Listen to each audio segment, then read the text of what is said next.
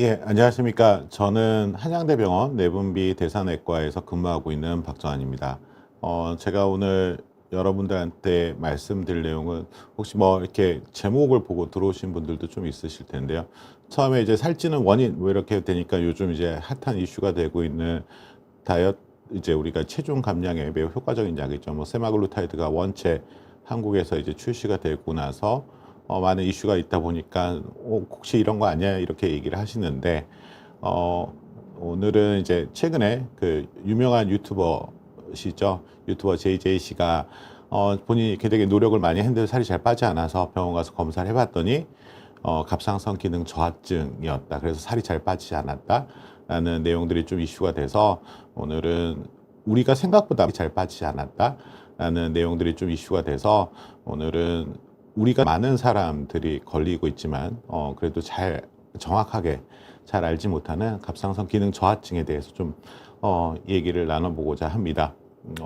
먼저 제가 말씀을 드리기 전에 간단하게 제가 갑상선 기능 저하증이 어떤 질환인지에 대해서 좀 말씀을 드리고자 합니다. 우리가 이제 갑상선 기능 저하증이라고 얘기를 많이 드리는데요. 보통 이런 갑상선 기능 저하증은 대부분은 이제 하시모토 갑상선 기능 저하증에 의해서 생기는 것이 거의 대부분입니다. 이제 뭐 이름에서 아시겠지만 일본에 있는 하시모토라는 박사가 처음 발견한 질환이 되고요. 그래서 정확하게 하시모토 갑상선염에 의해서 생기는 질환이라고 생각하시면 될 것 같습니다. 이게 거의 대부분인데 사실은 우리가 갑상선 기능 저하증을 일으키는 원인은 상당히 많습니다. 제가 앞서 말씀드린 것처럼 하시모토 갑상선염도 있긴 하지만 최근에 우리가 많이 쓰고 있는 우리가 신경정신과에서 우울증 있을 때 쓰시는 리튬이라는 약을 먹었을 때도 갑상선 기능 저하증이 생길 수가 있고요. 그다음에 부정맥이 있을 때 쓰는 아미오다론이라는 약이 있습니다. 이런 약을 먹었을 때는 갑상선 기능 저하증, 오늘 말씀드리는 갑상선 기능 저하증과 정반대에 있는 갑상선 기능 항진증과 같은 이런 질환들이 걸릴 수가 있고요. 최근 들어서 우리가 항암제들이 많이 발전을 했죠. 그래서 특히 일반인들이 면역 항암제라고 얘기하는 이뮨 체크포인트 이니비터라고 하는 약제들 같은 경우에도 우리가 우리 몸에 있는 갑상선, 그다음에 뇌하수체 같은 내분비 질환에 자가 면역 질환들을 일으켜 가지고 이런 염증을 만들면서 갑상선 기능 저하증이 생길 수도 있습니다. 그리고 요오드가 부족해도 생길 수가 있는데요. 사실 우리는 요오드를 그렇게 걱정할 필요는 없습니다.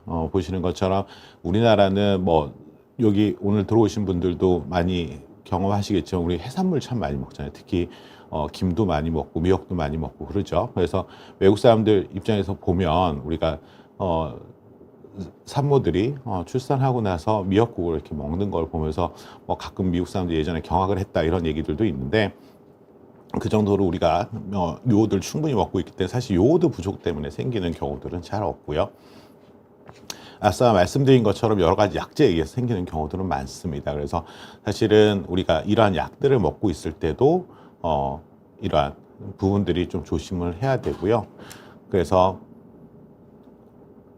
하고 가장 흔한 거는 제가 말씀드린 것처럼 하시모토 갑상선염이죠. 그래서 우리가 그 갑상선염이 생기게 되게 되면 처음에는 우리가 처음부터 하시모토 갑상선염에 의해서 갑상선 기능 저하증이 생기는 것이 아니라요. 처음에는 이제 갑상선 호르몬 수치는 정상인데 그 호르몬 분비를 자극해주는 갑상선 자극 호르몬이라는 게 있습니다. 저희들은 흔히 TSH라고 부르는데요. 이게 좀 올라가 있는 상태에 있는 경우들이 있습니다. 이거를 흔히들은 이제 영어로는 서브클리니컬 하이퍼사이로이즘, 한글로는 무증상의 갑상선 기능 저하증 이렇게 얘기를 하는데요. 이러한 부분들이 이제 처음에 있을 경우에 이제 병원에서 검사를 다시 받아봐라 이렇게 얘기를 하는 경우들이 있죠. 근데 이 상태에서는 일반적으로는 약을 먹지는 않습니다. 무증상이란 말이 있듯이 갑상선 기능 저하증의 증상들이 일반적으로 나타나지는 않고요.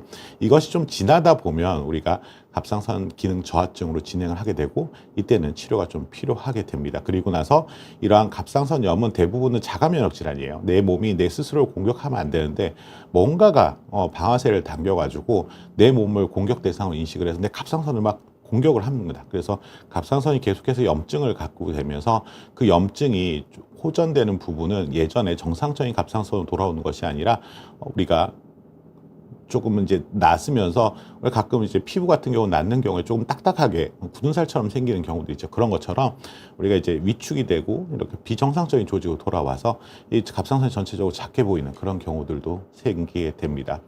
보통 일반적으로 하시모토 갑상선염은요, 사실 보통 여성에서 남성에 비해서 훨씬 더 많이 생기는 것으로 되어 있고요.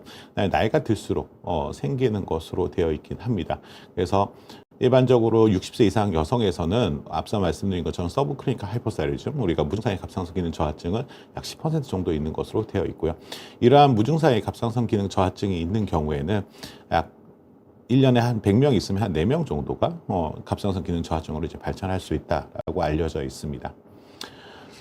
만약 이런 이제 갑상선 기능 저하증 생각보다는 꽤 흔히 있는 병이고요. 그래서 이게 왜 어떻게 걸리느냐? 우리 가족 중에 갑상선 기능 저하증이나 항진증인데 내가 꼭 걸리는 것이냐 이렇게 걱정을 많이 하시는 분들이 있는데요. 우리가 유전적 요인과 환경적 요인이 갑상선 기능 저하증을 일으키게 됩니다. 그래서 반드시 어떤 가족력이 있다고 해서 반드시 걸리는 건 아니고 사실 환경적 요인들이 좀 많이 영향을 주긴 합니다. 가장 큰 거는 어찌 됐던 외부에서 이제 방사선 조사력이 있을 경우에, 그러니까 우리가 이제 암 치료를 받기 위해서 방사선 치료를 했다든지 이런 경우에 이제 있을 수가 있고, 우리가 가끔 이제 예전에 그 원전 사고 같은 것들이 터졌을 때 이러한 갑상선의 염증이라든지 갑상선 암이 증가할 수 있다는 것들도 사실 그런 거예요. 그러니까 연관성이 있을 수 있습니다. 그 외에도 비타민 D라든지 셀레늄, 그다음에 음주가 연관성이 있는 것도 있고, 비만이랑 흡연이 연관성이 있다 없다는 아직까지는 조금은 논란의 대상이 되긴 하고 있습니다. 그래서 우리가 보통 이러한 갑상선 기능 저하증 어떻게 진단을 하느냐? 우리가 이제 우리 몸에 있는 갑상선은 목 앞에 위치를 하고 있죠. 그래서 나비 모양처럼 되어 있고요. 이 갑상선은 우리 몸에서 하는 역할은 우리 몸의 체온을 유지해주고 에너지 대사를 유지해주는 역할을 합니다. 그리고 어린아이 내지는 엄마 뱃속에서는 신경계가 성장을 하는 데 있어서 되게 중요한 역할을 합니다. 그래서 우리가 임산부들한테도 또 임산부가 임신을 유지하는 데 있어서 되게 중요한 역할을 하죠. 그래서 이러한 부분들 때문에 우리 최근에 이제 좀 불임이 있는 부부라든지 이런 경우에도 갑상선을 되게 잘 맞추려고 노력을 하고, 그다음에 이제 임신을 유지하는 기간 동안에도 우리가 갑상 호르몬을 잘 맞추려고 노력을 하는데요. 이러한 갑상선을 조정해 주는 데는 사실은 이 자체가 아니라 우리 머리 쪽에 아래쪽에 조그만한 표주박 모양처럼 생겨서 있는 내하수체라는 곳에서 TSH, 갑상선 자극 호르몬이라는 걸 통해서 조절을 합니다. 그래서 갑상선 호르몬이 많이 나오면 TSH가 떨어지고, 갑상선 호르몬이 잘 안 나오면 TSH가 올라가서 많이 분비하라고 지시를 내려주는 거죠. 그래서 우리가 일반적으로 검사를 할 때는 TSH를 되게 중요하게 여깁니다. 그래서 일반적으로 갑상선 기능 저하증이 있는 환자들은 TSH가 많이 올라가 있고, 그다음에 갑상선 호르몬을 대표하는 수치는 프리티포라고 해서 유리티포라고도 얘기를 합니다. 그래서 이 수치도 중요한데 이게 떨어져 있는 이 두 가지를 갖고 우리가 하이포사이로이즘이라고 얘기를 합니다. 그러면 TSH 얼마가 정상일 것이냐 이제 많이들 궁금해 하시는데요. TSH는 아직까지 우리나라에서 명확한 정상인들의 그 국가 데이터는 없습니다. 근데 이제 이쪽에서 연구하시는 많은 우리나라 교수님들이 이제 국민건강영양조사라는 걸 이용해 가지고요. 일반적인 사람들이 우리가 10대, 20대, 30대 이래서 우리 70대 이상까지 해서 TSH가 얼만큼이 정상일지를 한번 좀 비교를 해봤었는데, 보시는 것처럼 일반적으로 U자 모양을 그리게 됩니다. 그래서 U자 모양을 그리게 되고 보통은 한 2.5 정도가 있는데, 특히 20, 30, 40대 나이에 있으신 분들은 한 2.0 아래, 한 1.5 정도까지 2.0 아래로 유지하는 그런 모습들을 보이죠. 그래서 일반적으로 TSH는 정상 범위 자체가 정상 상한선 자체를 우리가 일반적으로 4.0으로 설정을 해서 보고는 있습니다. 근데 보통 우리가 맞출 때는 특히나 젊은 사람들 같은 경우 한 2.1까지를 정상 범위로 일반적으로는 보고는 있습니다. 우리가 하이퍼사이로이즘, 갑상선 기능 저하증이 있는 사람은 언제 검사를 해야 될 것이냐 좀 애매하긴 하죠. 그래서 하는데, 일단 우선적으로는 갑상선 기능 저하증이 있으면 갑상선 호르몬은 갑상선을 못 만들어내는데, 머리 위쪽에서는 계속 갑상선 호르몬을 만들어내라고 지시를 하기 때문에 TSH라는 것이 계속 분비가 됩니다. 그래서 TSH가 계속 올라가니까 갑상선은 점점 커지죠. 그래서 갑상선이 전반적으로 비대되어 있는, 목이 앞에 이렇게 툭 튀어나와 있는 것처럼 보이는 고이터라고 저희는 얘기를 하는데, 이런 것들이 있는 사람들 같은 경우에는 당연히 갑상선 기능 저하증에 대해서 검사를 좀 하셔야 되고, 이전에 우리가 그레이브스 병이라고도 얘기는 하는데요.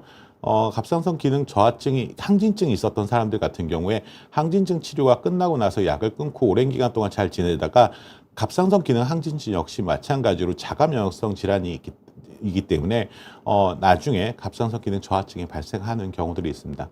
앞서 말씀드린 것처럼 방사선이 목을 이제 쪼였던 그런 과거력이 있는 사람들이 있거나 약물들을 먹고 있었던 사람들이 좀 생길 수는 있고요. 또 하나는 최근에 우리나라 내에서도 류마티스 관절염, 루푸스와 같은 자가 면역성 질환들이 늘고 있습니다. 말씀드린 것처럼 하이포사이로이즘, 갑상선 기능 저하증의 대부분이 자가 면역성 질환 때문에 생기는 거기 때문에 우리가 그러한 자가 면역성 질환들이 있는 사람들 같은 경우에는 갑상선 기능 저하증이 발생할 수 있는 위험성이 좀 높습니다. 그래서 이러한 사람들이 같은 경우에 우리가 좀 더 검사를 좀 해봐야 되고, 특히 이유 없이 근육이 좀 아프면서 근육통이 있으면서 근육통이 이제 근육곽이 깨졌을 때 나타나는 그 검사 수치가 좀 올라가 있다든지, 그다음에 이유 없이 이렇게 다리나 이런 것들이 붓는데 우리가 붓는 다리는 보통 눌러봤을 때는 꾹 들어갔다가 안 나오거든요. 근데 이러한 갑상선 기능 저하증 때문에 생기는 경우에는 꾹 눌렀을 때 그냥 눌러져 있는 상태로 있는 게 아니라 곧장 튀어나옵니다. 그래서 그러한 부종이 있는 경우, 넌피팅, 저희들이 의사들이 얘기할 때 넌피팅 이데마라고 얘기하는데, 그런 경우 있을 경우나, 그 다음에 심장이나 이런 것들에 특별한 이유가 없을 경우에도 검사를 좀 해봐야 됩니다. 그래서 보통 검사는 앞서 말씀드린 것처럼 TSH, 프리티포 이런 것들이랑도 되는데, 그 외에 이제 이것이 갑상선이 보통 어떤 자가 면역 질환과 연관되는지를 그냥 참고하기 위해서는 자가항체 검사를 하긴 합니다. 그래서 자가항체 검사가 꼭 진단에 반드시 필요한 건 아니지만 필요에 따라서 진행을 하긴 하고요. 갑상선 기능 저하증의 증상은 되게 다양하게 나타납니다. 일단은 어찌됐든 갑상선이 우리 몸에서 에너지를 만들고 그다음에 체온을 유지해 주는 데 있어서 중요한 역할을 한다고 그랬잖아요. 그래서 우리가 에너지가 충분히 생성이 못 되면 우리 당연히 피곤하다고 느끼겠죠. 그래서 피곤한 증상, 그다음에 에너지를 덜 만들어 쓰니까 우리 몸에서 남아도는 칼로리가 많겠죠. 그러니까 칼로리 충분히 소비 못 되니까 당연히 살도 좀 찔 수 있고, 그런 부분들이 일단 기본적으로 나타난다고 생각하시면 될 것 같고요. 이러한 것들이 좀 떨어지니까 피부의 탄력도 좀 떨어집니다. 그래서 얼굴이 되게 푸석푸석해 보인다고 생각하거나 탈모나 이런 것들이 생길 수도 있고요. 그다음에 이러한 갑상선들이 우리 신경계에도 많은 작용을 해서 약간 좀 인지가 떨어지는 것처럼 느껴질 수도 있고, 말이 좀 어눌해지는 것처럼 느껴질 수도 있습니다.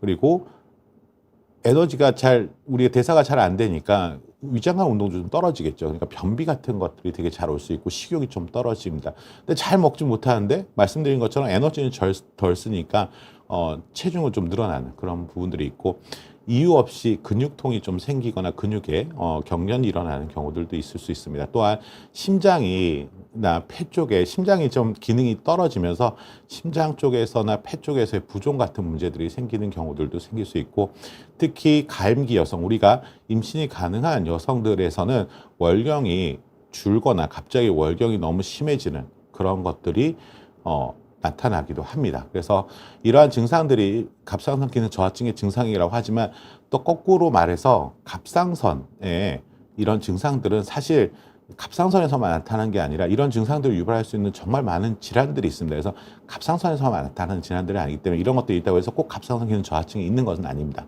또 하나의 특징은 이런 갑상선 기능 저하증은 되게 자가 면역성 질환이면서 오랜 기간 동안 진행이 되면서 병이 진행을 하거든요. 그러다 보니까 보통 사람들이 이 갑상선 기능이 떨어져 있는 상태에서 적응하면서 조금씩 넘어가거든요. 그러다 보니 갑상선 기능 저하증의 증상을 모르는데 건강검진을 받거나 이런 데서 갑상선 기능 저하증이 있으세요라고 진단을 받는 경우도 되게 많습니다.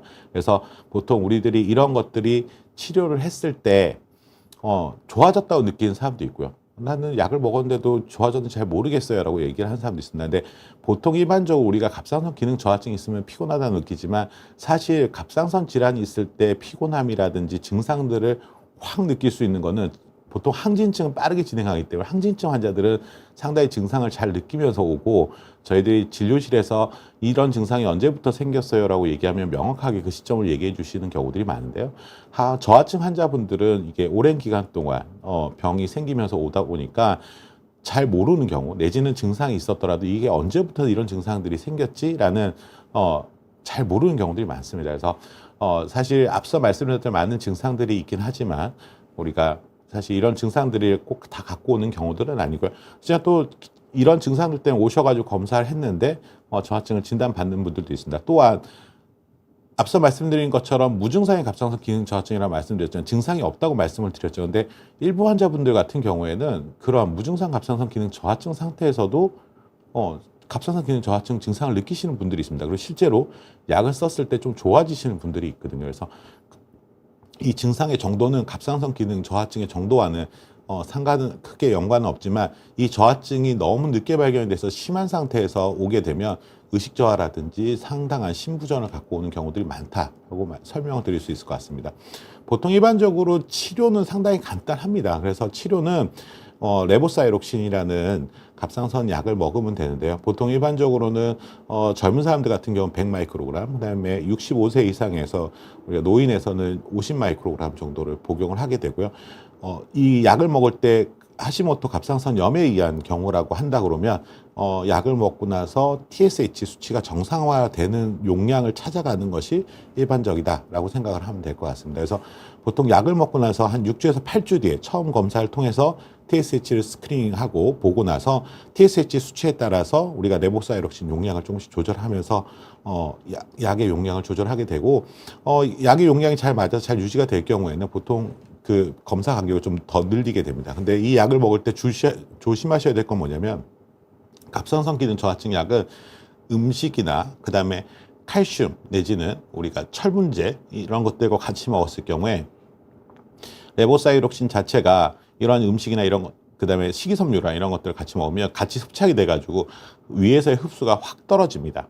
그래서 우리가 약을 주고 기대했던 것만큼 안 오르는 경우들이 있거든요. 그래서 반드시 이 갑상선 저하증 치료제는 공복에 이 약 혼자서만 드시는 게 원칙이고요.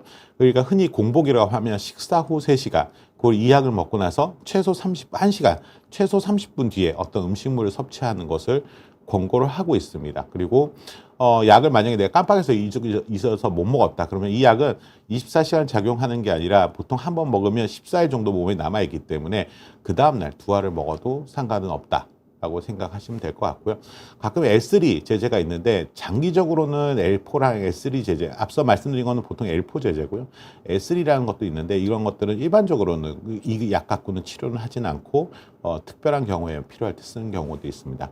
근데 우리 앞서 말씀드린 것처럼 레보사이록신 L4 제제에서도 영향을 주는 것이 칼슘제가 들어있거나 그 다음에 철분제 그리고 식이섬유가 많은 음식들 그다음 음식을 같이 먹으면 같이 영향을 받는다고 말씀을 드렸잖아요. 그래서 그러한 경우도 있기 때문에 칼슘이 들어가 있는 우리 보통 소화기 용제 칼슘 약제들이 많이 있습니다. 우리 제산제라든지 그런 약제들에 많이 변비약 이런 데 많이 들어있기 때문에 이러한 약제들이 있을 경우에는 이 약이랑 적어도 레보사이록신을 4시간 정도 간격을 띄워놓고 드시는 게 좋을 것 같고요.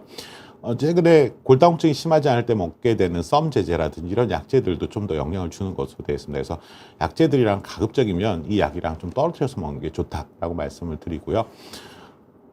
또 요즘은 이제 임신을 나이들이 보통 저희들도 병원에서 근무하다 보면 초산 나이나 이런 것도 늦어지시는 경우들이 많습니다. 예전에 비해서 많이 늦어졌는데 그래서 갑상선 기능 저하증 약을 먹으면서 임신하시는 분들이 많습니다. 근데 우리가 임신 기간 동안에 이 갑상선의 농도를 잘 유지시키는 것은 태아의 신경 발달이나 이런 데도 매우 중요한 역할을 합니다. 그래서 우리가 임신을 하게 되면 일반적으로는 복용하는 레보사이록신 용량이 한 20%에서 30% 정도 증량이 필요합니다. 그래서 임신 갑상선 약을 먹고 있는 경우에는 임신을 하자마자 갑상선 임신 기간 동안 갑상선 약제는 되게 안전하게 먹을 수 있습니다. 그래서 걱정은 안 하셔도 되고요.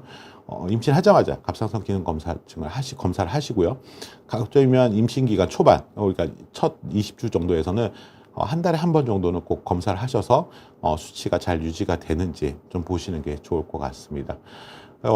보통 일반적으로 이와 관련해 셀레늄에 대해서 이제 갑상선 기능 저하증과 관련돼서 얘기들이 많은데 셀레늄 부족이 갑상선 기능 저하증의 원인이 될 수 있다라고 말씀을 드렸잖아요. 그래서 셀레늄 복용을 했을 때 단기적으로는 우리가 이런 갑상선에서 자가 면역 질환을 일으키는 이 기전의 갑상선 기능 저하증에서 그런 것들 역할을 하는 자가 면역 항체가 좀 낮아지는 그런 것들을 보여준다는 연구 결과들은 갖고 있는데 장기적으로 먹었을 때는 아직까지 그 효과에 대해서는 분명치는 않습니다. 그래서 보통 일반적으로는 갑상선 질환 하면 많이들 검색을 해보시면 셀레늄 많이 나올 텐데 사실 뭐 셀레늄 우리가 먹고 있는 종합 비타민제에도 보통 셀레늄이 많이 들어있기도 하고 또 셀레늄 부족하면 다른 질환들에 연관성이 있다고 얘기를 하는데 어찌됐든 셀레늄을 먹는 게 반드시 또 꼭 도움이 된다는 얘기는 하기는 힘들고 단기적인 효과에서는 좀 효과가 있었다라는 보고들이 있었다. 이거 정도는 설명을 드릴 수 있을 것 같습니다. 그래서 제가 오늘 일단 갑상선 기능 저하증에 대해서 준비한 내용이 여기까지고요. 제가 강의를 좀 내용을 좀 알려드리는 동안 많은 분들이 이제 궁금해 하셔서 갑상선 기능 저하증과 관련해서 여러 가지 질문들을 좀 올려주셨는데요. 저희가 좀 하나씩 좀 보겠습니다. 그래서, 뭐, 위에서부터 좀 그래도 순서가 있으니까 먼저 질문하신 것부터 먼저 좀 볼게요. 송이 엄마라 하시는 분이 갑상선 기능 저하증 있는 사람은 다이어트 관련 약을 못 먹나요? 붓기 빼준다거나 살이 빠지는데 도움을 주는 약이요. 이렇게 얘기를 하셨는데요. 우리가 요즘 뭐 비만 내지는 다이어트와 관련해서 많은 이슈들이 있죠. 근데 이 최근에 나온 세마글루타이드 뭐 성품명으로는 위고비라는 약이 나왔습니다. 근데 이 약은 비만병 치료를 하는 약인데요. 비만병은 크게 두 가지로 나눠집니다. 1차 비만과 2차 비만으로 나눠지고요. 2차 비만은 오늘 말씀드린 갑상선 기능 저하증과 같은 이런 질환이 있으면서 그 질환이 비만을 유발했을 경우를 나타내고요. 그 다음에 1차는 일반적으로는 이제 칼로리가 밸런스가 맞지 않아서 그러니까 먹는 양이 내가 운동이나 활동을 통해서 소비하는 것보다 훨씬 많기 때문에 체중이 증가돼 생기는 비만이죠. 그래서 보통 2차 비만 같은 경우에는 관련된 질환을 치료를 하면 아까 처음에 말씀드린 것처럼 유튜브 JJ가 갑상선 기능 저하증 치료받고 나서는 이제 체중 조절을 쉽게 했다고 얘기를 하는데 그런 경우 이제 먼저 갑상선 기능 저하증을 먼저 치료를 하시고 거기서 체중 조절을 이제 잘 치료가 되고 있는 약을 잘 먹고 있는 상태에서는 체중이 이제 조절이 되겠죠. 그리고 나서 그럼에도 불구하고 계속해서 우리가 비만 상태에 있다 그러면 그때는 다이어트 약을 쓰셔도 전혀 상관은 없습니다. 그래서 그렇지만 먼저 해보아야 될 것은 갑상선 기능 저하증을 먼저 치료하고 나서 그리고 나서 또 계속해서 비만이 있을 경우에는 그러한 비만 약을 써도 된다라고 설명을 제가 드릴 수 있을 것 같습니다. 두 번째 박지연 님이 올려주신 건데요. 최근에 너무 머리가 많이 빠져서 고민입니다. 갑상선 기능이 좋지 않아서 그럴까요? 라고 말씀을 해주셨는데요. 갑상선 기능 저하증의 하나의 증상 중에 하나도 머리가 빠지는 증상이 있긴 합니다. 근데 보통 젊은 여성들한테서 보통 일반적으로 갑상선 기능 저하증이 나타났을 때 인지하게 되는 경우는 월경이 불규칙하거나 월경이 많아지는 경우들로 일반적으로 하고요. 사실 젊은 여성들에서 머리가 빠지는 원인은 되게 너무 많습니다. 근데 하나 원인 중에는 될 수는 있고요.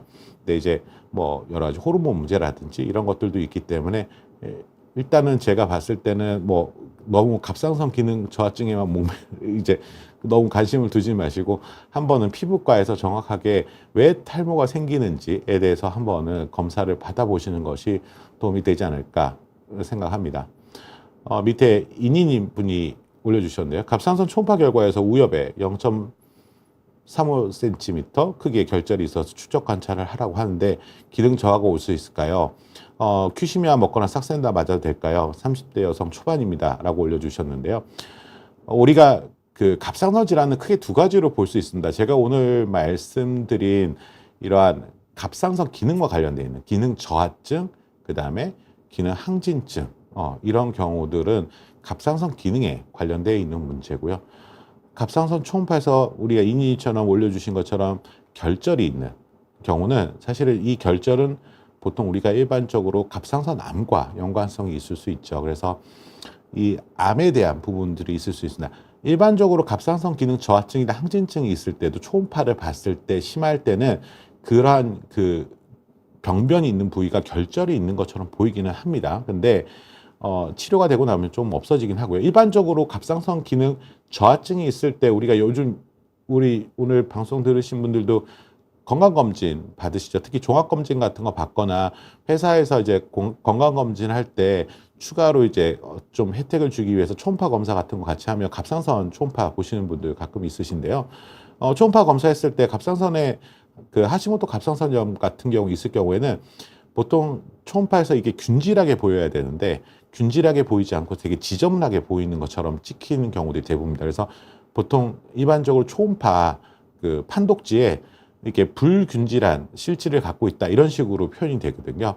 그래서 그런 경우에는 내가 갑상선 기능, 그러니까 갑상선염이 있을 가능성이 있구나. 근데 갑상선염이 있다고 해서 그것이 갑상선 기능 저하증의 가장 큰 원인이긴 하지만 갑상선에 염증이 있다고 해서 무조건 갑상선 기능 저하증이 발생을 하는 건 아닙니다. 그래서 우리가 그럴 경우에는 일단은 갑상선 기능 검사를 한번 확인해 보시는 건 좋을 것 같고요. 갑상선 결절은 우리가 갑상선 암이랑 연관성이 되는데 갑상선 보통 결절의 크기는 1cm가 됐을 경우에 검사를 하도록 권고를 하고 있습니다. 그래서 저 정도의 크기면 추적 관찰을 하시면 충분하실 것 같고요. 크기가 커지면 나중에 이제 조직 검사를 생각을 해보시면 될 것 같고 이러한 약제들 특히 최근에 나온 삭센다라든지 그다음에 세마글루타이드 같은 위고비 같은 약제들이 GLP-1이 갑상선 안 중에서도 특정 갑상선 암과 연관성이 이제 위험성이 있을 수 있다라는 발생할 수 위험성을 높일 수 있다라는 그런 얘기들이 있어서 아마 질문해 주신 것 같은데요. 그 경우에는 되게 드문 갑상선 암이고요. 그래서 사실 갑상선 그게 이제 메두랄리 칼시노마, 사이로이드 칼시노마라고 하는 그런 병인데 그거는 매우 드문 갑상선 암이고 사실 그 병이 있는 사람한테서는 이러한 삭센다나 위고비와 같은 약을 쓰는 것을 권고되지는 않지만 그것이 없었던 사람한테서는 굳이 결절이 있다고 해서 이 약을 못 쓰거나 그러지는 않습니다. 그래서 안전하게 쓰실 수 있으니까 본인이 만약에 비만이 있고 이걸 먹어서 좀 조절을 해야 되겠다 한다 그러면 충분히 쓰실 수 있다고 생각을 합니다. 다음은 하트님께서 좀 긴 질문을 좀 올려주셨는데요. 총 콜레스테롤 수치가 231, 그 다음에 HDL 콜레스테롤 수치가 94, LDL 콜레스테롤 수치가 124고 중성지방이 56, 그 다음에 젖산 탈수 효소가 LDH라고 저희들이 보통 얘기합니다. 201이고 공복혈당 98, 당할색소는 5.5인 30대 초반 여성입니다. 네, 괜찮을까요? 키와 몸무게는 표준인데 살짝 통통합니다. 갑상선이 작은 결절도 추적 관찰 중인데 기능 저하도 고민해야 될까요? 맵고 짠 걸 좋아하긴 하는데 체중 조절이나 습관 조절이 필요할까요? 라고 말씀을 해주셨는데요. 일단은 공복혈당 기준으로 우리가 정상의 혈당은 100 미만, 당화혈색소 기준으로 5.6% 이하를 저희들이 정상 혈당이라고 얘기를 합니다. 그래서 일단은 당뇨와 관련된 부분은 정상이시고요.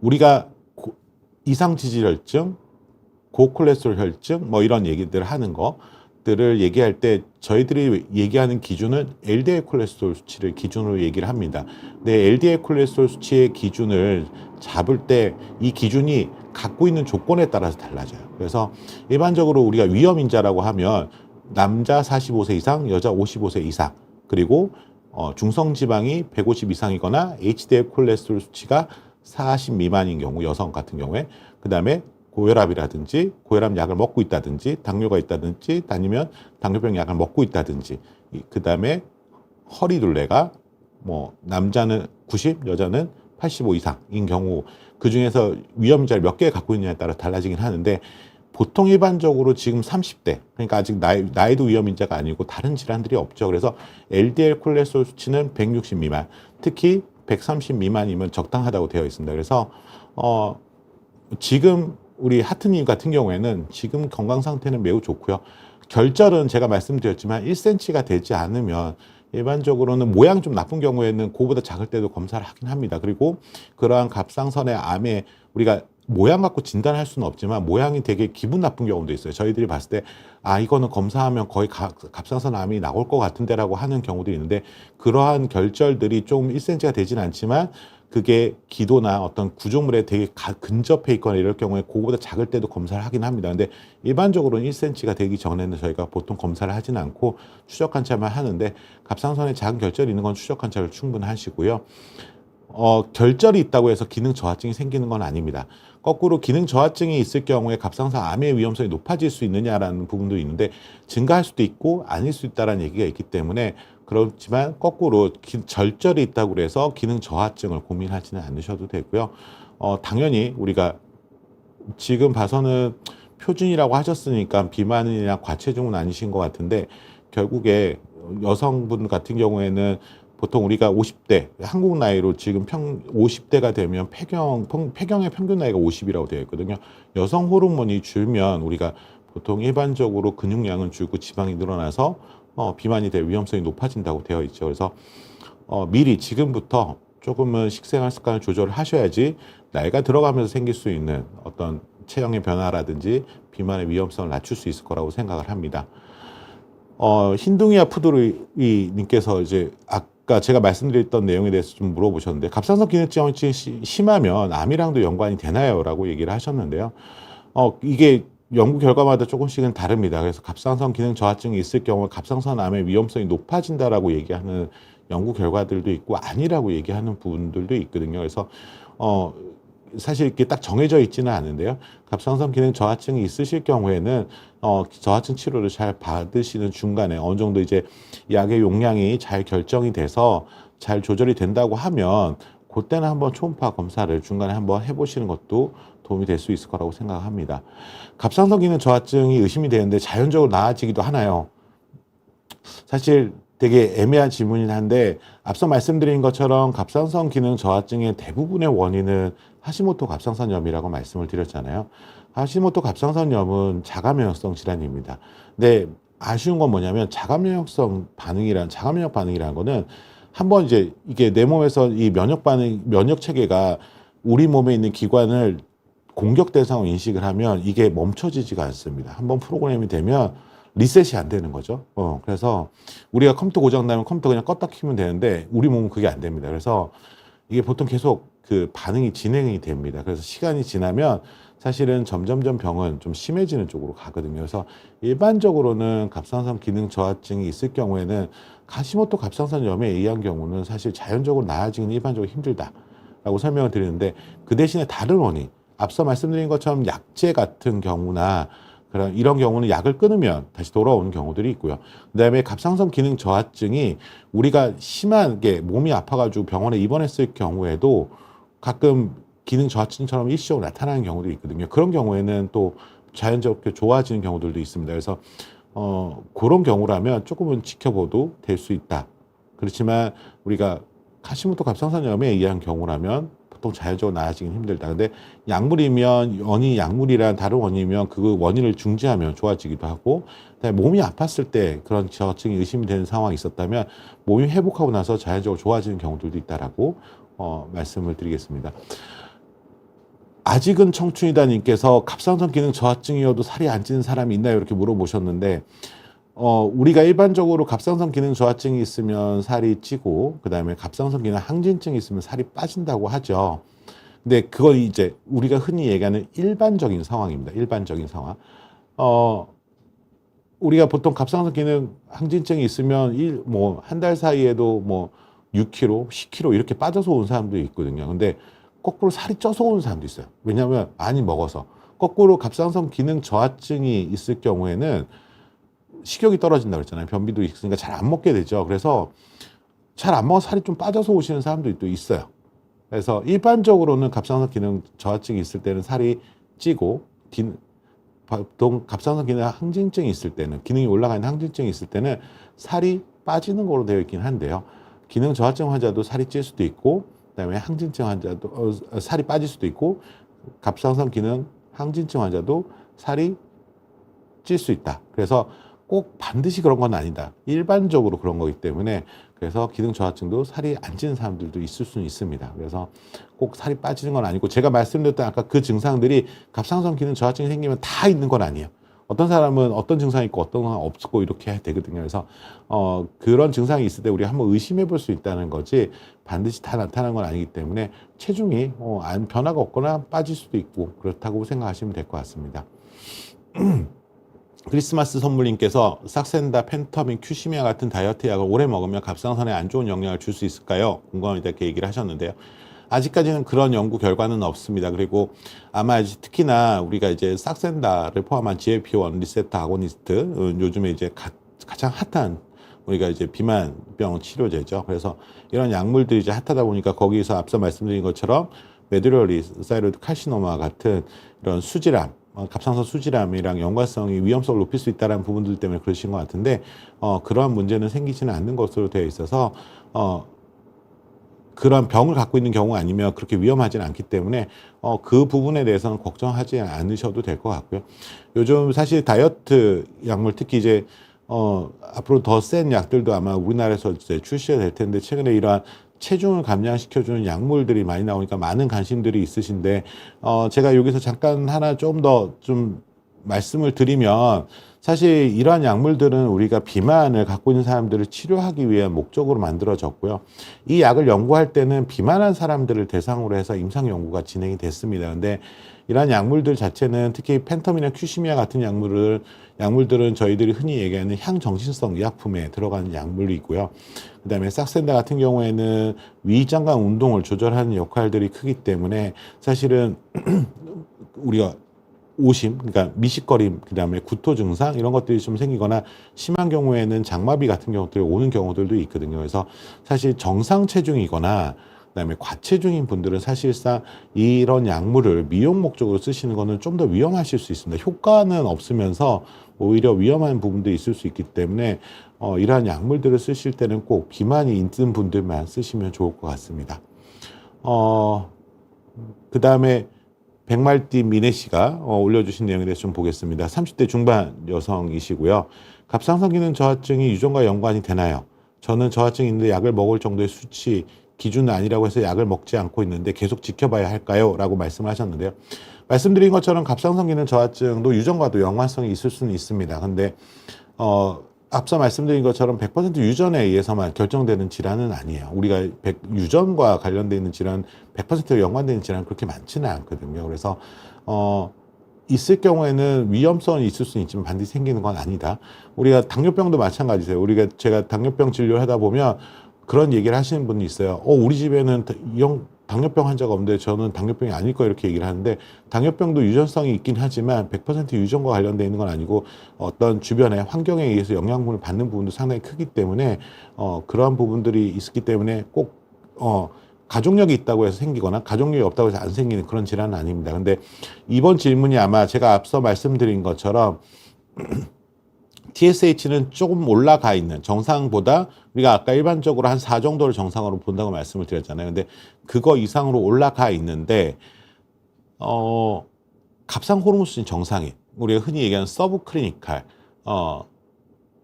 하이퍼사이로즘 무증상의 갑상선 기능 저하증 상태이신 것 같습니다. 그래서 이런 경우에는 일반적으로는 사실상 약을 먹지 않고 지켜보면 되고요.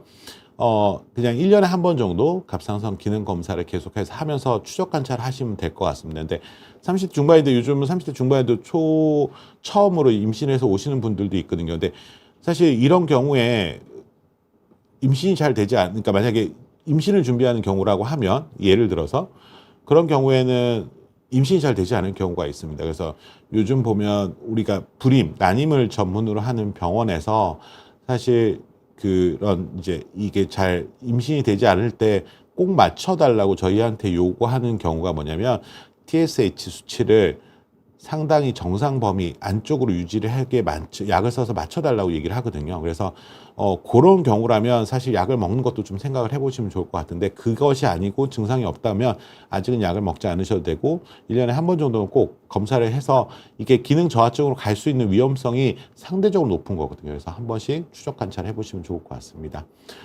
크리스탈님께서 최근 들어서 일주일에 한 2kg 이상 찌고 살이 이제 체중이 늘어나셨고 다리에 얼굴 전체적으로 붓는 붓기를 빼려고 해도 잘 안 빠지네요. 평소보다 더 먹는 건 아닌데 이런 증상만으로도 갑상선 기능 저하증을 의심해 볼 수 있나요? 어 그것도 생각을 해 보셔야죠. 그러니까 이제 지금 보시면 체중이 빨리 늘고 있고 생각보다 이제 붓기나 이런 것들 이제 아마 하시는데, 그래서 이런 경우라면 제가 봤을 때는 갑상선 기능 저하증도 생각해 볼 수 있고, 뭐 되게 흔치는 않지만 드문 질환으로 뭐 쿠싱 증후군이라든지 이런 것들도 있을 수 있기 때문에 일단은 한 번은 검사를 병원에서 해 보시는 것이 좀 좋지 않을까. 왜냐하면 상당히 빨리 찌고 있고, 그래서 그런 부분이라면 일단은 조금은 조심을 해서 한 번은 검사를 해 보시는 게 좋을 것 같습니다. 갑상선 아직은 청춘이다 님께서 올려주신 질문인데요. 앞서 똑같은 질문이시네요. 갑상선 기능 저하증도 살이 안 찌는 사람이 있나요? 근데 제가 앞서 말씀을 드렸지만, 살이 찌는 게 일반적이지만, 빠지는 사람도 있을 수 있고, 안 찌는 사람도 있을 수 있다. 제가 설명을 드렸습니다. 똑같이 아직은 청춘이다님이, 이제 또 올려주신 질문인데, 표준 몸무게가 있고 미용 몸무게가 있잖아요. 미용 몸무게를 위한 BMI는 대개 18.5에서 23 사이인데 보통 어느 정도의 BMI를 추천하시나요? 라고 얘기를 하셨습니다. 이게 상당히 이제 좀 복잡한 문제이긴 한데요. 어찌됐던 우리나라 기준으로 BMI가 25 이상인 경우에 우리가 비만을 진단을 합니다. 미국이나 유럽은 30 이상을 쓰죠. 근데 우리나라 사람들 같은 경우에 BMI가 25 이상이 됐을 때 일반적으로 당뇨라든지 이런 이제 그런 것들이 높아지고, 23이나 25 사이가 보통은 이제 18에서 23 사이가 보통 정상적인 체중으로 이제 보고, 그다음에 23에서 25 사이가 이제 과체중이라고 보는데요. 과체중인 경우에도 이제 우리가 그 오베시티 파라독스라는 얘기가 있습니다. 약간의 과체중인 사람들이 감염성 질환이 있을 경우에 사망률이 낮다는 것들이 있거든요. 그래서 사실은 그런 것 때문에 사실 비만이 무조건 나쁜 건 아니다라고 얘기를 하는 건 있지만, 어쨌든 비만이 있을 경우에, 그러니까 우리나라 사람 기준으로 BMI 25 이상일 경우에는 어쨌든 이형 당뇨병, 고혈압, 이상치질혈증, 그다음에 지방간 이런 것들이 증가한다는 연구 결과들이 있기 때문에 BMI가 중요하긴 하죠. 근데 여러분들이 사실, 그리고 미용 몸무게라는 건 사실은 의학적 용어는 아니에요. 저희한테도 미용 몸무게는 없습니다. 저희는 표준의 BMI만 사용을 하고요. 보통 제가 이제 비만 환자들 왔을 때 권고 드리는 건 뭐냐면, 사실 BMI를 기준으로 과체중보다는 정상으로 맞추는 것이 좋긴 하지만, 우리가 보통 비만을 치료하기 위해서 다이어트를 할 때 요요를 많이 경험을 하시잖아요.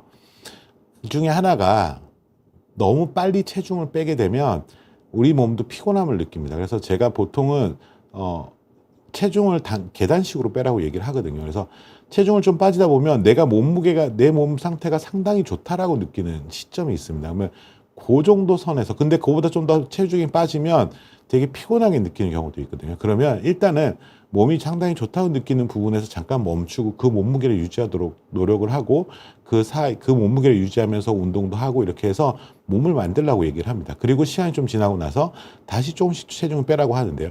왜 그렇게 얘기를 하냐면, 그거보다 더 빠졌을 때 체중이 BMI 기준으로 우리가 정상을 맞추기 위해서 무리하게 더 빼면 몸이 피곤하잖아요. 그러면 몸이 피곤했을 때 우리 몸에서 나타나는 반응은, 피곤하기 때문에 특히나 단 음식들, 우리가 설탕이라든지 이런 것들이 빠르게 흡수되면서 에너지원으로, 설탕은 되게 재밌는 역사를 갖고 있는데, 그냥 잠시 말씀을 드리면 이 설탕이 대량 생산된 거는 산업혁명 이후고요. 산업혁명 시기고 이후에 노동자들에게 값싸면서 효율적인 에너지원으로 사용되기 위해서 유통된 것이 또 설탕입니다. 그래서 이러한 설탕은 우리 몸이 힘들다고 느낄 때 상당히 몸에서 땡기게 할 수 있는 그런 부분이 있거든요. 그래서 먹게 됩니다. 그럼 요요가 생길 수밖에 없어요. 그래서 사실 미용 BMI는 없는데 체중을 뺄 때는 무조건 표준의 BMI 맞추려고 하는 게 아니라 내 몸 상태를 빼면서 계단식으로 빼라고 좀 설명을 드리고 싶습니다. 밑에 행복한 인생님께서, 저 같은 경우 마르면 얼굴까지 빈곤해지는 스타일이라 많이 빼면 좀 헬스케지는 것 같은데 몸은 그렇게 잘 안 빠지는 것 같습니다.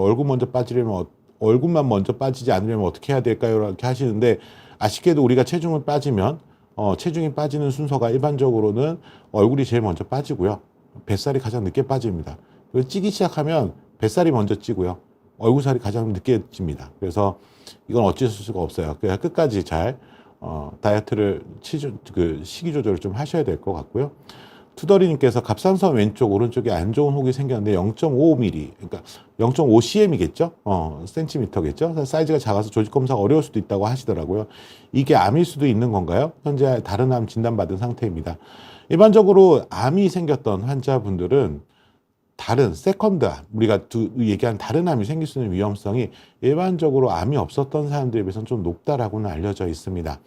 또 하나는 근데 이제 우리가 보통 갑상선의 암에서 가장 흔한 것이 갑상선 유두암이고요.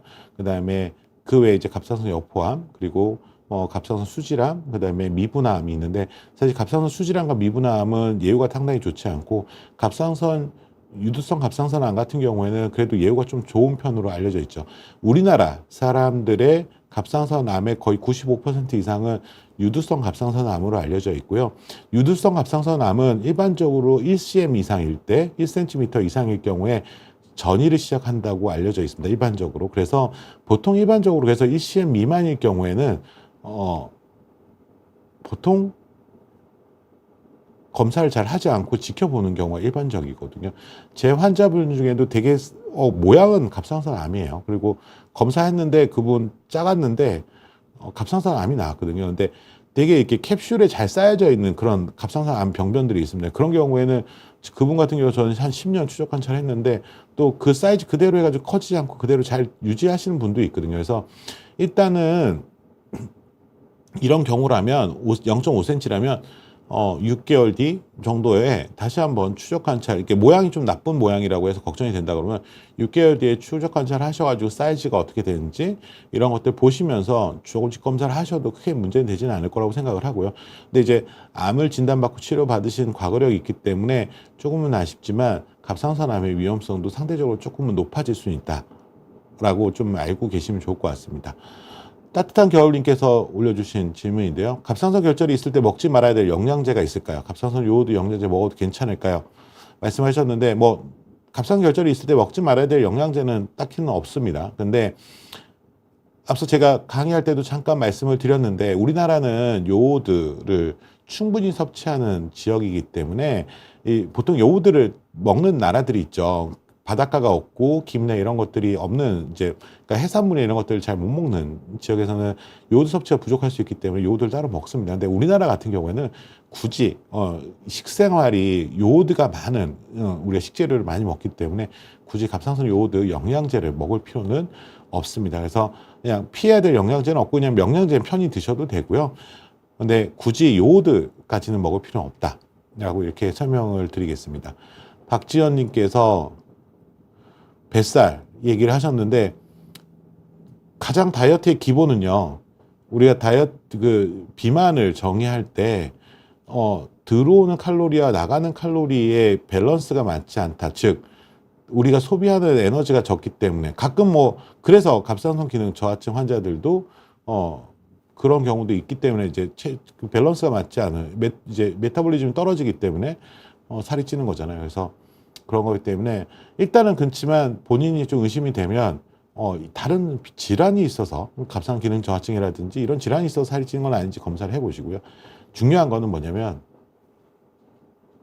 들어오는 칼로리와 사용하는 칼로리가 맞지 않기 때문에 그렇습니다. 그래서 만약에 뱃살이 붙는다고 하면 일단은 내가 혹시 다른 질병이 있는지 먼저 검사를 해보시고 그렇지 않다 그러면 일단은 내가 먹는 것부터 그래서 칼로리를 조절하는 칼로리 조절 여러분들 되게 많이 힘들다고 생각하시잖아요. 근데 생각보다 여러분들 꼼꼼히 생각해 보면 사람은 되게 재밌는 것이 뭐냐면요. 내가 뭘 먹었는지를 보통 기억을 할 수 있는 거는 48시간밖에 안 됩니다. 그러니까 48시간이 지나면 내가 뭘 먹었는지 잘 몰라요. 그래서 제가 진료할 때 우리 체중 많이 나가시는 분들 항상 얘기할 때 보면 저는 먹지 않는데 물만 먹는데 살쪄요 라고 얘기를 하시는 분들이 있는데 대부분 이렇게 꼼꼼히 물어보면 본인의 기억은 없는데 이렇게 하고 조금씩 뭘 많이 드세요. 그래서 가장 좋은 다이어트 방법은 세끼 식사 내지는 두 끼 본인이 정해놓은 식사만 잘 드시고요. 군것질을 아예 일절하지 않는 것이 식사와 식사 중간에 안 먹는 것이 가장 효과적인 다이어트 방법이고 어렵지 않은 다이어트 방법이라고 생각하시면 될 것 같습니다. 송이 엄마님께서 올려주셨는데 지방 흡수를 저해하는 영양제들 효과가 있을까요? 지방 분해한다고 하는 영양제들. 사실 뭐 우리가 당뇨 약들도 가끔은 보면 당뇨에 이렇게 좋다는 그 뭐 이렇게 선전하는 거 되게 많잖아요. 근데 조금씩은 효과가 있어요. 심지어 아스피린도 고용량으로 먹었을 경우에 혈당을 좀 떨어뜨린다는 효과가 있습니다. 근데 아스피린을 그렇게 많이 먹으면 가장 큰 문제가 위장관 출혈 생겨가지고 문제가 생길 수 있어서 안 하는 거죠. 그래서 흡수를 저해하는 영양제들 있을 수 있고 그런 효과들이 있는 것들이 있을 수는 있습니다. 근데 그게 우리가 흔히 약으로 쓰는 어떤 그런 거나 양리작용만큼 나타날 수 있는 만큼 효과가 강하지는 않다는 거죠. 그래서 그러니까 그런 것들을 다이어트 하는 데 있어서 그냥 보조 개념으로 사용을 하시는 거는 나쁘진 않지만 그거를 약이라고 생각하셔서 드시는 거는 그렇게 추천드리지는 않습니다. 백말띠 미네 씨가 또 다시 한번 질문을 주셨는데요. 갑상선 저하증 약을 먹기 시작하면 평생 먹어야 하나요? 아니면 호전이 되면 중지해야 되나요? 그리고 저하증 원인이 스트레스와 연관이 되는지도 궁금하다고 올려주셨습니다. 일반적으로 제가 말씀드린 것처럼 갑상선 기능 저하증은 계속해서 진행하는 질환입니다. 그래서 사실 한번 약을 먹으면 거의 대부분의 환자들은 평생 약을 먹어야 됩니다. 왜냐하면 갑상선 기능 저하증이 그 염증이 멈추지 않고 계속 진행이 되기 때문에 그런데요. 그래서 한번 약을 먹기 시작을 하면 평생 약을 먹어야 하는 것이 일반적이고요. 호전이 되고 증상이 이제 수치가 좋아지면 당연히 증상도 좋아지겠죠. 근데 그때 약을 중지하게 되면 다시 수치가 나빠지게 됩니다. 그래서 일반적으로는 갑상선 기능 저하증이 있을 경우 약을 먹기 시작을 하시면 약을 일단은 드시는 것이 계속해서 먹어야 되는 것이 일반적이다. 거의 대부분 생각을 하고 저하증 원인 스트레스가 될 수 있느냐? 보통 일반적으로 갑상선이 이제 영향을 받는 곳이 뇌하수체라고 말씀을 드렸잖아요. 근데 이 뇌하수체는 갑상선 호르몬을 자극해준 TSH 같은 호르몬만 나오는 것이 아니라 다른 여러 가지 호르몬들도 나옵니다. 그래서 스트레스를 받게 되면 거기와 관련돼 있는 우리 몸의 스테로이드 호르몬, 이제 코티졸을 분비를 자극하는 HTH와 같은 그런 호르몬들도 나오게 되고 하기 때문에 사실 이런 것들이 갑상선에 영향을 줄 수가 있습니다. 그래서 스트레스가 있을 경우에는 일반적으로 갑상선 기능 저하증, 그다음에 거꾸로 갑상선 기능 항진증도 마찬가지고요. 보통 일반적으로 병이 나빠지는 쪽으로 갈 수도 있습니다. 일시적으로 조절이 잘 되던 사람이 조절이 안 된다든지 항진증이 더 심해진다든지 그럴 수가 있기 때문에 그러니까 병을 일으키는 원인, 그러니까 그것 때문에 병이 시작을 된다 내지는 그렇게는 설명드리긴 좀 힘들겠지만 스트레스가 약을 잘 먹고 잘 조절되던 사람한테서 일시적으로 나쁜 쪽으로 병의 진행 방향, 그러니까 이 수치가 갑자기 정상 범위에서 벗어나는 쪽으로 갈 수는 있다라고 알고 계시면 좋을 것 같아요. 그래서 제가 꼭 갑상선 질환들을 갖고 치료받고 있는 특히 항진증 치료받는 분들한테는 항상 잘 먹고 잘 자고 스트레스 받지 말고 얘기가 쉽다고 항상 얘기를 하십니다, 환자분들이. 근데 사실 제가 드릴 수 있는 얘기, 제가 스트레스를 직접 해결해 드릴 수는 없기 때문에 하는데 아프지 말고 스트레스 받지 말고 이렇게 잘 지내시라고 항상 말씀을 드리거든요. 그런 것처럼 영향을 줄 수는 있습니다. 김희정님께서 올려주셨는데 갑상선 기능 항진증 경계 단계 수치라는데 김 같은 거 먹어도 상관없나요? 라고 얘기를 하셨는데요. 아마 이거는 이제 거꾸로 우리가 저하증에 대해서 얘기를 했을 때 했던 거와는 좀 다른 부분인 것 같은데 이제 거꾸로 TSH가 낮아요. 정상보다 낮은데 프리티포, 갑상 호르몬 수치는 정상 단계에 있는 것 같습니다. 그래서 이 경우에 이제 우리가 보통 이건 거꾸로 무증상인 갑상 기능 항진증이라고 얘기를 하는데요. 사실 이러한 경우가 있을 경우에는 사실 우리 몸에서 요오드는 거의 대부분 갑상선 호르몬을 만드는 데 사용이 됩니다. 요오드가 중요한 갑상선 호르몬의 원료가 되죠. 그래서 하는데 갑상선 기능 항진증은 자기가 알아서 내 몸은 갑상선 호르몬 만들지 말라고 계속 얘기를 하는데 내 몸이 알아서, 특히 갑상선이 알아서 자기가 계속 만들어내는 거거든요. 그래서 결국 이런 경우에 김과 같은 요오드가 많은 음식을 먹게 되면 불난 데다가 이렇게 기름을 붓는 거랑 똑같은 효과가 날 수가 있습니다. 그래서 우리가 항진증 치료 초기 단계에서는 요오드가 많이 함유되어 있는 음식을 조금은 절제하는 것이 좋고요. 치료가 잘 되고 있는 상태에서는 드셔도 크게 상관은 없습니다. 그래서 굳이 지금 경계 단계 수칙을 좀 지켜봐야 되는 거라면 적게 일반적인 정도의 먹는 거는 크게 문제는 없을 것 같은데요. 그거를 많이 먹거나 특히 우리가 요오드가 어디 많이 들어있냐면 뭐 당연히 김이나 뭐 미역 이런 것들을 잘 알고 계시긴 할 텐데 그거 말고 또 하나 많이 들어있는 게 뭐냐면 천일염. 우리가 이제 소금을 쓰더라도 인공 감미료에서 만들어낸 소금은 요오드가 거의 없는데요. 우리가 흔히 얘기하는 그러니까 천연 소금에는 요오드가 꽤 많이 들어있습니다. 그래서 우리가 보통 이 천연 소금은 요즘 이제 김장철 됐잖아요. 제가 김장을 제가 김장을 해본 역사가 없고 제가 김장을 하진 않기 때문에 그렇지만 이제 김장철이라는 건 알고 있어서 말씀을 드리는데 김장을 하게 될 때 쓰는 천연 소금이 사실은 요오드가 좀 많거든요. 그래서 그런 경우 이제 김치를 많이 먹는다 이런 건 좀 피하는 게 좀 좋을 것 같습니다. 그래서 제가 오늘 올라왔던 여러 가지 질문들 좀 말씀을 드렸는데요. 생각보다 갑상선 기능 저하증은 우리 주변에서 많이 갖고 치료받고 있는 분들이 상당히 많습니다.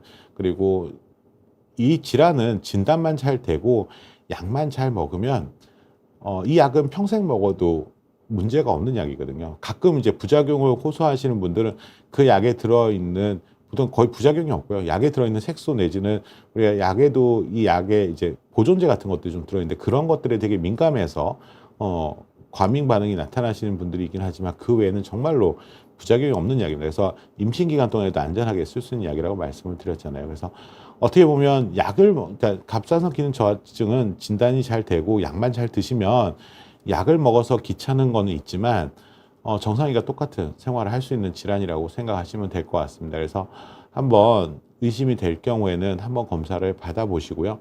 말씀드린 것처럼 약을 먹을 때 우리가 보통 일반적으로는 이제 대부분의 약들은 위장관 부작용이 있기 때문에 식사 직후에 먹는 것들을 많이 권고를 하죠. 근데 갑상선 기능 저하증 약은 가급적이면 얘 혼자 먹는 것이 가장 좋다. 그래서 이 약을 먹는 분들 가끔 약을 많이 먹으시는 분들이 귀찮으니까 이 약을 한꺼번에 같이 왕창 다른 약을 같이 먹는 분들이 좀 계십니다. 근데 그러면 생각보다 저희 약 효과를 다 얻을 수는 없거든요. 그래서 그런 경우 조금 고개를 갸우뚱하게 됩니다. 제가 갑상선 약을 줬는데 충분한 효과 나타나지 않을 때 꼭 물어보는 것이 공복에 드세요? 약을 잘 드세요? 이렇게 물어보는데 그래서 약을 잘 드시면 사실 뭐 여러 가지 증상들도 유발할 수 있고 겁나기도 하지만 또 사실은 또 하다 보면 그렇게 우리가 평생 잘 이렇게 달래면서 평생을 내가 살아가는 데 있어서 문제를 만들지 않으면서 잘 할 수 있는 또 질환이 갑상선 기능 저하증이거든요. 그래서 오늘 이런 얘기를 잘 들으시고 또 이런 병이 있으신 분들은 약 꾸준히 잘 복용하시면서 잘 관리하시고요.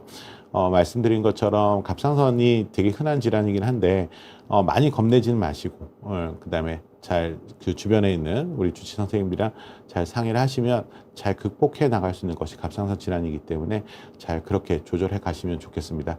늦은 시간까지 이렇게 열심히 질문도 올려주시고 참여해 주신 여러 시청자분들께 감사드리고요.